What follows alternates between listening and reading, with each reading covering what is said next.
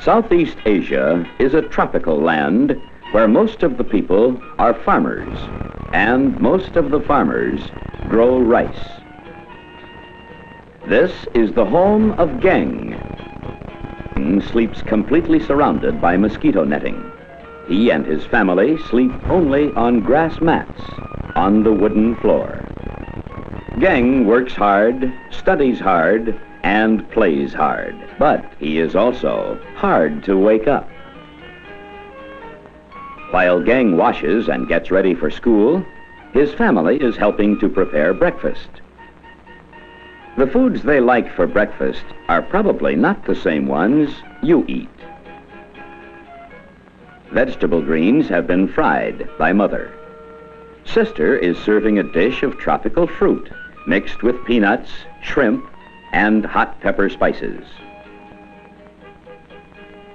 Almost all of the food they eat grows on their farm or grows wild in the nearby forests.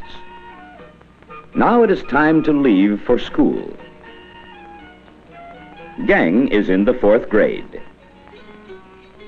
His older brother Beckett is in the 6th grade.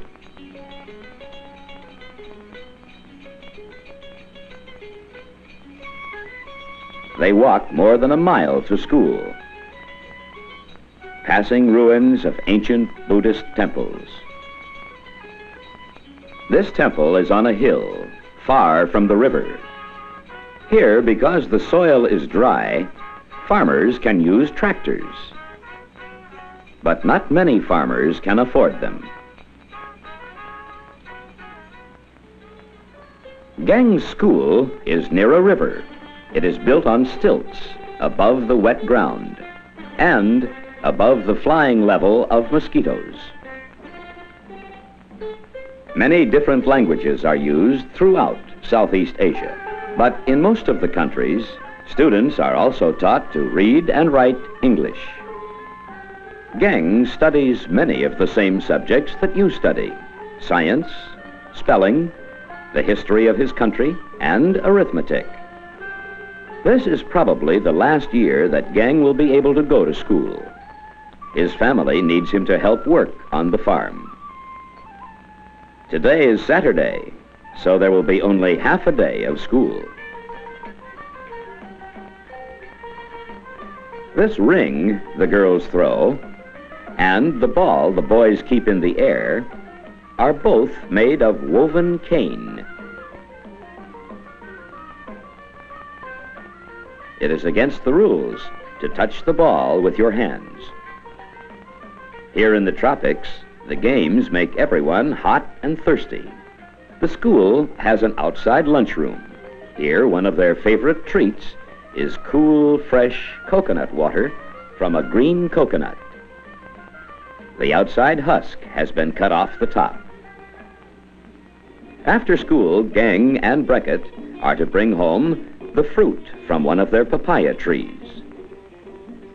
These trees produce papaya fruit all year.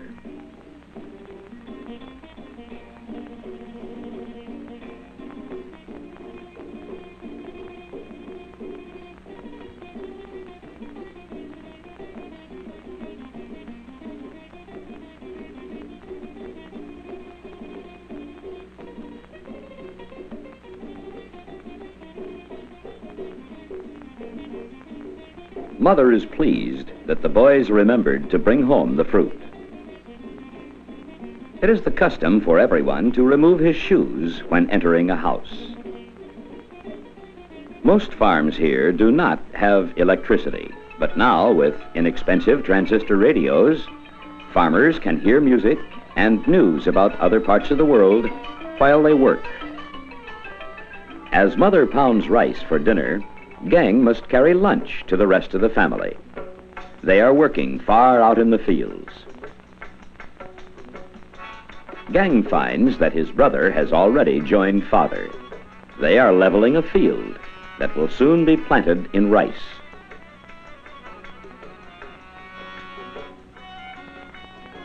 Heavy tractors cannot work as well as oxen in these muddy fields.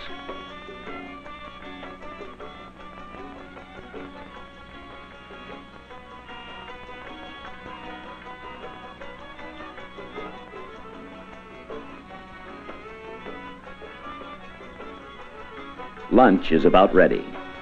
Gang serves up rice, vegetables, shrimp sauce, and a fried egg, almost all of which was raised on their farm. But he cannot stay to eat. He must go on to find his grandfather, who is fishing in the canals and ponds. Grandfather jams his open-ended basket to the bottom of the pond. If he feels something hitting the basket's side, he knows he has trapped a fish.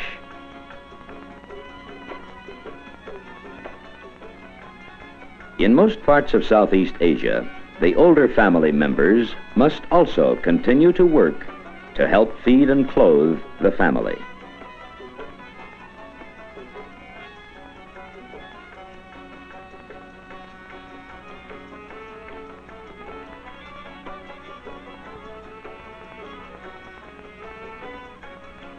Gang likes to eat with grandfather.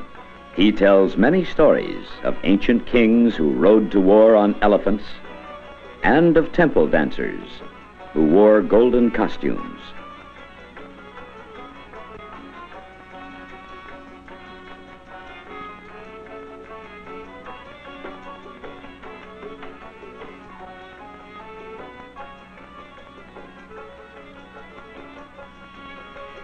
Almost every afternoon, Gang's mother joins other women and girls from nearby farms to weave mats of split bamboo cane.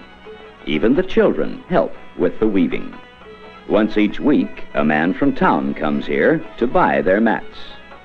Then the mats are sold in the market. Sometimes the nurse from the country health center visits the mothers.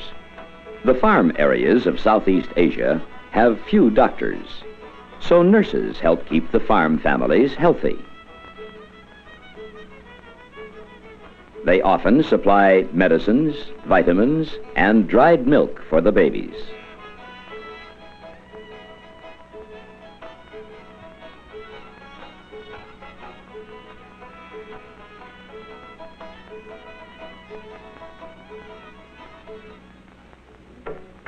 Day after day, the rice plants grow taller in the hot tropic sunshine.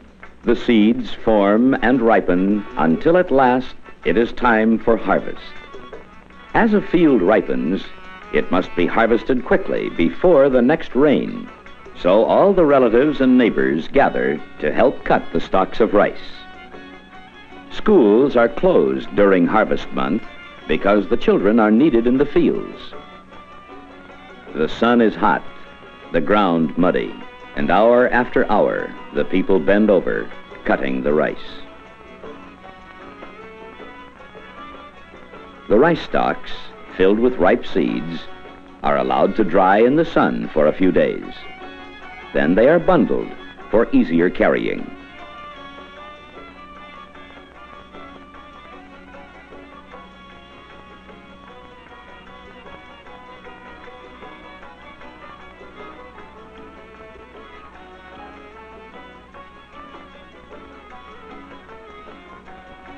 Near the house, some ground has been cleared and dried for threshing.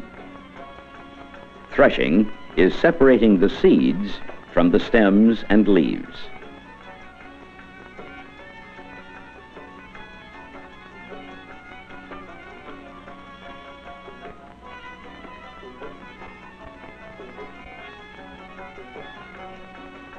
Day after day, the work goes on. But every night, Gang continues to study. This may be his last year of school, so he must make the most of it.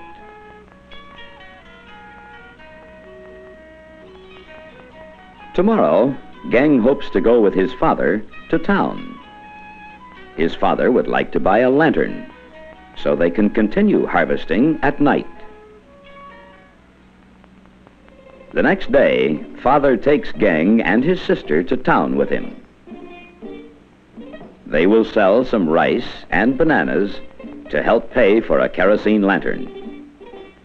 Along the canals, girls are fishing for tiny shrimp and minnows. These will be dried in the sun and will be used to flavor soups and other foods. The girls allow the nets to remain on the bottom for several minutes to catch the swimming shrimp and fish. In Southeast Asia, flocks of ducks are driven to ponds each day to feed. Each evening they are driven home, loudly quacking. Here, ducks and duck eggs are popular foods. At last, they can see town. Most towns in Southeast Asia are built along rivers or the ocean. In such wet lands, boats are the easiest and cheapest way of carrying cargo and passengers.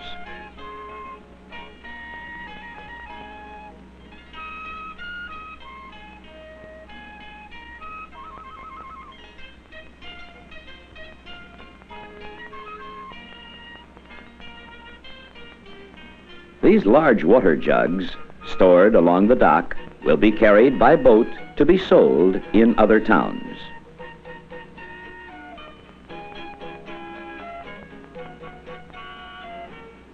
The rice market does business by buying new brown rice as well as selling polished white rice. Later, when the rice harvest is completed, Geng's father will have many large bags of rice to sell here.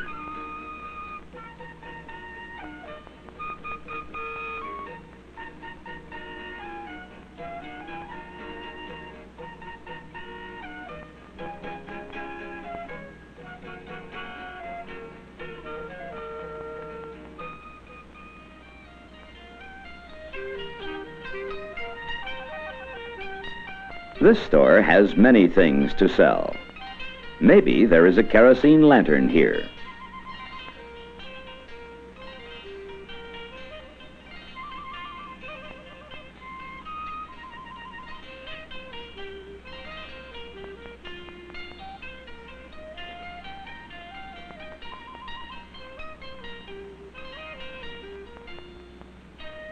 After harvest time, Geng hopes that he can use the lantern at night for studying and doing his homework.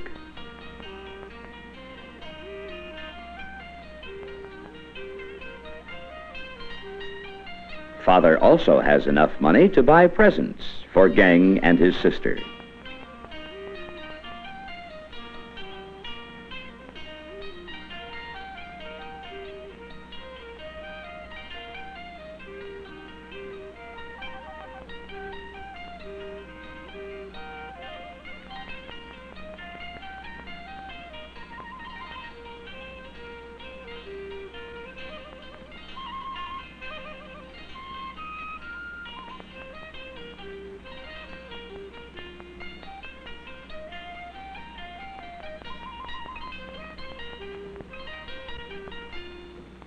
The city is exciting, but now they must return to the farm.